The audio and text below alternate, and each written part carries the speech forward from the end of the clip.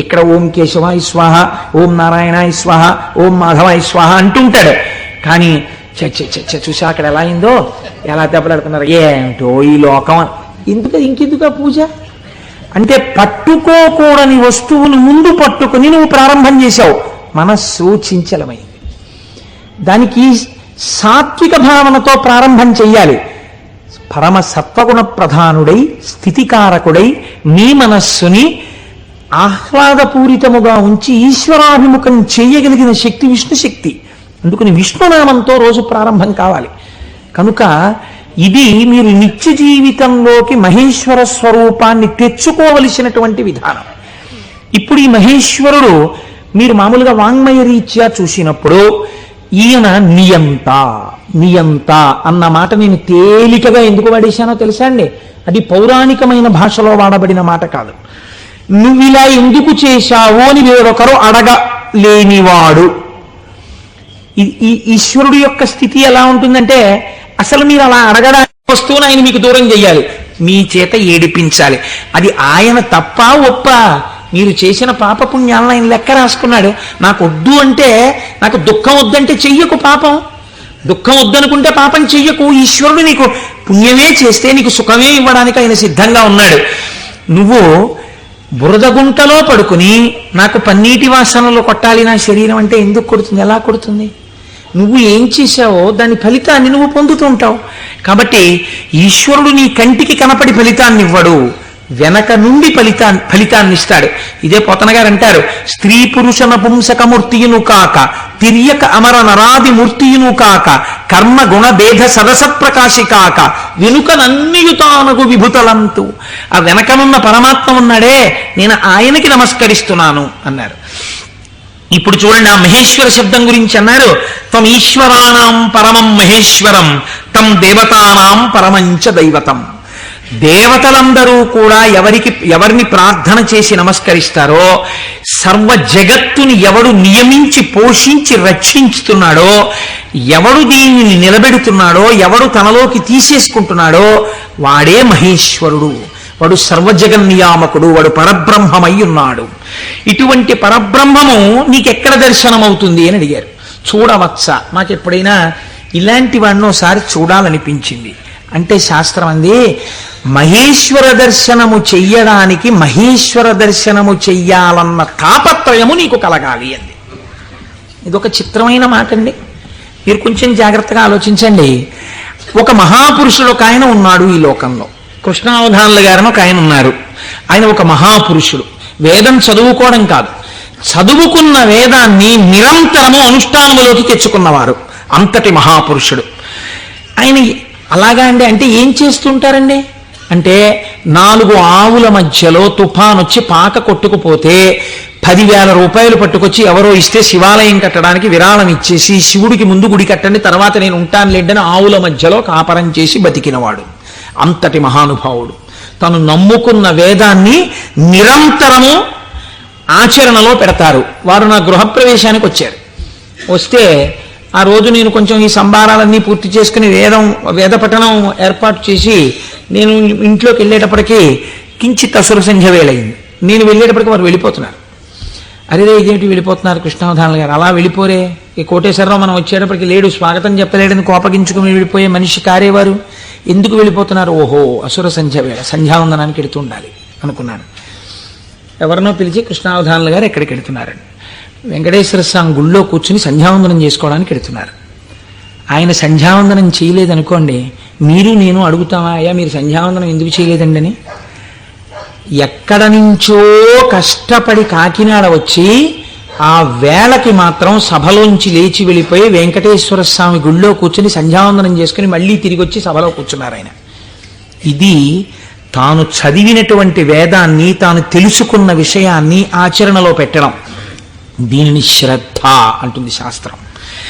నీకు చెప్పడం కాదు, నీకు అనుష్ఠాన పర్యంతమునందున్నదా, దీనికి ఎవరో చూస్తాడని కాదు, ఈశ్వరుడు సర్వసాక్షి చూస్తున్నాడన్న బెరుకు నీకుంటే ఒకడు చూసి మెచ్చుకోవాలని నువ్వు చెయ్యవు. చెయ్యడం నీ విధి అని నువ్వు చేస్తావు. ఇప్పుడు నువ్వు అటువంటి మహాపురుషుడు ఒకడు ఉన్నాడు, నువ్వు తెలుసుకున్నావు. ఇప్పుడు నీ మనస్సు ఏమవుతుంది? ఎప్పుడైనా కృష్ణావధానుల గారిని చూద్దామనిపిస్తుంది కదండి. ఇప్పుడు రేపు సుబ్రహ్మణ్యేశ్వర స్వామి వారికి మనం ఇక్కడ ఉత్సవం చేయబోతున్నాం. ఆ సుబ్రహ్మణ్యేశ్వర స్వామి వారికి ఉత్సవం చేసిన రోజున కారు దిగి నడవలేక శిష్యులు పట్టుకుంటే కృష్ణావధానులు గారు వచ్చి ఇక్కడ కుర్చీలో కూర్చున్నారనుకోండి, మీ ప్రయత్నం లేకుండా వారు కోటీశ్వరుడని కాదు, వారు పెద్ద ఆఫీసర్ అని కాదు, మోకాళ్ళ మీదకి పంచె కట్టుకుని లాల్చీ కూడా వేసుకోకుండా ఓ ఉత్తరీయం కప్పుకుని గుండు చేయించుకుని పిలక పెట్టుకుని 3 విభూతి రేఖలు పెట్టుకుని బొట్టు పెట్టుకుని సరిగ్గా కనపడక కళ్ళు చిప్పిలించి చూస్తున్న కృష్ణావధానులు గారు అడుగు తీసి అడుగేస్తుంటే మీ అందరి చేతులు ఇలా అంటాయి. ఎందుకంటాయి? ఆయన ఒక మహాత్ముడన్న ఎరుక మీకు కలిగింది. ఈ ఎరుక లేకుండా మీరు దర్శనాన్ని వాంఛిస్తారా? మీరు ఒకసారి ఈ శివమహాపురాణాన్ని వినడం ఒక కథ కింద వినే ప్రయత్నం మీరు చేయకండి. అది మీ జీవితాన్ని అభ్యున్నతి మార్గంలోకి తీసుకెళ్ళదు.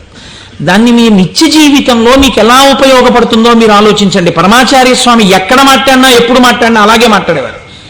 ఎప్పటి కథల కిందో వారు మాట్లాడేవారు కాదు, ఇప్పుడు మీకు ఎలా పనికి వస్తుందో వారు మాట్లాడేవారు. అది ఒక సద్గురువుకు ఉండవలసిన లక్షణం. అందుకే నడిచే దేవుడు అయ్యారు మహానుభావుడు. కాబట్టి చూడండి, ఇప్పుడు మీకు కృష్ణావధానులు గారు అంటే తెలిసింది, వారిని చూడాలి అనిపిస్తుంది.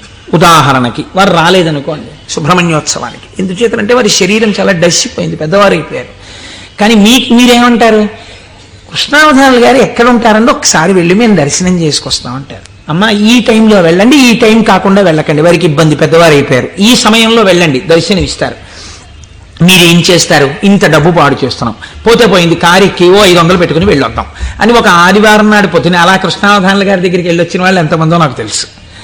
కారు వేసుకుని వెళ్ళి ఓ అరడజన అరటిపళ్ళు ఏవో ఇచ్చి ఒక్కసారి ఆయన్ని చూడగానే, ఇప్పుడు మీకు ఆయన గురించి ఆయన ఏం చెప్పుకోరుగా, కానీ మీరు ఆయన్ని చూస్తుంటే, ఆయన కూర్చుంటే, మీరు ఎక్కడి నుంచి వచ్చారమ్మా అని అడుగుతుంటే, ఆయన ఏదో 4 శ్లోకాలు చెప్తుంటే ఆ గొంతు తడబడిపోతుంటే, పెద్దవారైపోయి వారు మాట్లాడుతుంటే మీ మనసు ఆర్ద్రం అయిపోతుంది. మీకు తెలియకుండా మీ కన్నుల వెంట నీళ్లు కారుతాయి. అబ్బా ఏం మహాపురుషుడు, ఏం మహాపురుషుడని పటికి బెల్లం తినేసిన నోరు తీపిగా ఉన్నట్టు మళ్ళీ కారెక్కి వచ్చేస్తారు ఇంటికి. ఎందుకు వెళ్ళారు ఆ ఊరు 500 కారు చేయించుకుని? మీకు తెలిసింది కాబట్టి కృష్ణావధానుల గారంటే, కాబట్టి కదా మీరు దర్శనం చేశారు. మహేశ్వరుడు అంటే సృష్టికర్త, స్థితికర్త, ప్రళయకర్త అని నేను మాట చెప్పాను అనుకోండి, అది మీకు ఏం ఉపయోగపడుతుందని నేను ప్రశ్న వేస్తున్నాను. మీరు ఆలోచించండి. నేను ఈ మాట అన్నాను, అనుసంధానం మీరు కాలగతంలో ఒక రోజులోకి తెచ్చుకోండి, మీకు మహేశ్వర దర్శనం కలుగుతోంది అన్నాను. అది మీకు ఉపయుక్తం. మీరు చూడండి, నేనంటాను మహేశ్వరుడు ఎవరో చూడాలన్న ఉత్సాహం కృష్ణావధానులు గారు ఎవరో తెలుసుకుంటే కలిగినట్టు, ఈశ్వరుణ్ణి చూడాలన్న ఉత్సాహం మీకు ఇక్కడ కలగాలంటే మీరు ఏం చేస్తే కలగదండి. నేను ఒక్క ఉదాహరణ చెప్తాను. నేను పూజ చేసుకోవడానికి కూర్చున్నాను అనుకోండి, ఓ బంతి పువ్వు చేత్తో పట్టుకున్నాను అనుకోండి. బంతి పువ్వు అన్న మాట ఎందుకు వాడానంటే చాలా తేలిగ్గా దొరికే పువ్వు, ₹1 ఇస్తే ఇన్ని పూలు ఇస్తారు.